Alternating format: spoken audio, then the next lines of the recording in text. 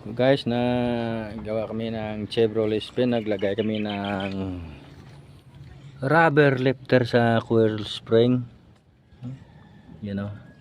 Tapos dito naman sa likuran mag-add man kami ng rubber lifter. Dito yan sa ibabaw. So before yan, tanggalin to ang shock. Tapos lagay tayo dito ng jack.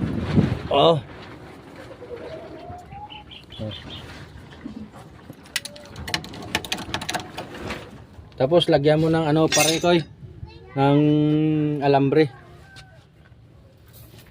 Talian mo ng alambre ang side by side ang coil spring.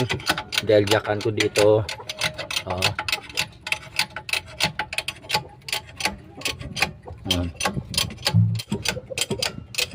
Yan.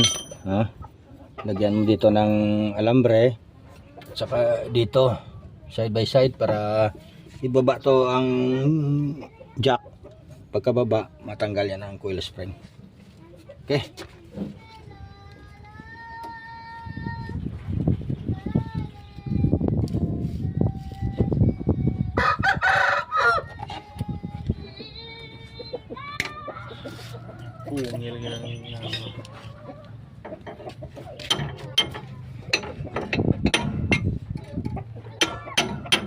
Ayan na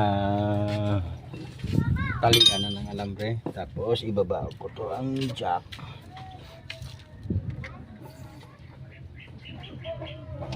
Ayan. Ayan o. Simple na, no? Ganyan mo, parikoy. Parikoy. Yan. Ito ang kanya eh.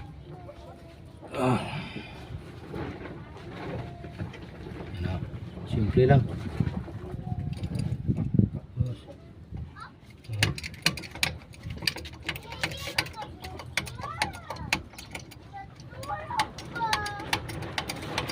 Kasi may guide naman yan eh.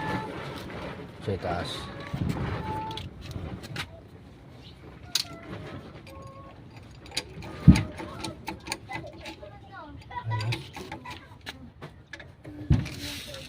So nilagay na natin, pwede natin maputol ang alambre.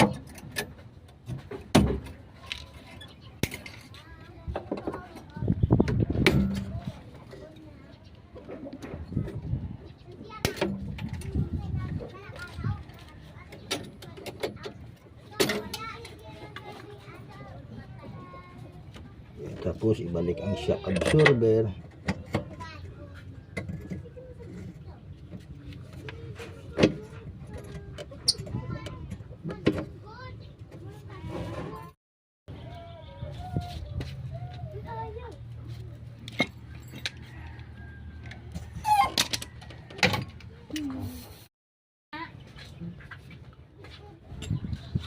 Ayan, natalian na ng alambre. Naka-jack na. So area mo ang jack para mababa to ang coil spring. Tapos yan, makuha na yan ng bushing ng rubber lifter nila. So palitan natin ng rubber lifter na so baba mo pa ang baba mo pa ang jack. Yan. Yan tapos i-jack mo dyan para makaangat, para makalapat sa guide. Ipitan mo yung jack mo, parikoy.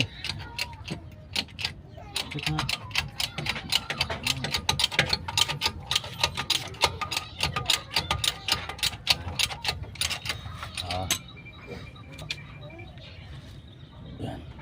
Okay na yan. Tanggalin mong alambre para mag-bounce ang coil spring.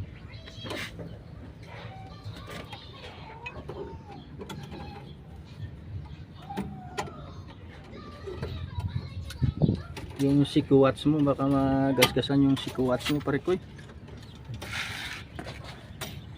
Pagalitan ka ni mami mo.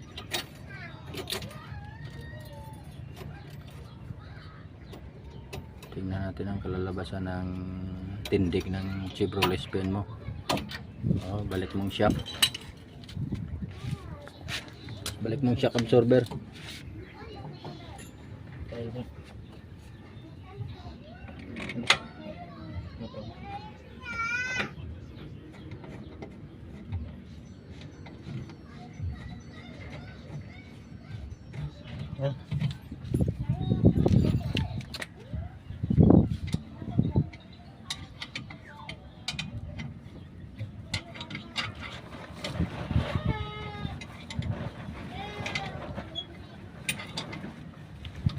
Sila Bugay naka silver, ikaw naka gold. Ako wala. May gold yan, oh. Meron ka sa Ritos pa. Mahilig kayo sa alahas.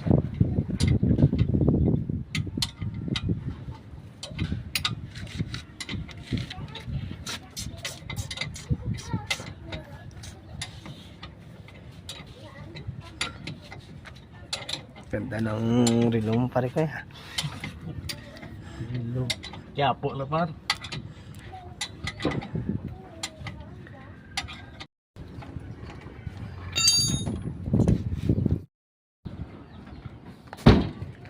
Taas na yan, oh. Taas, oh.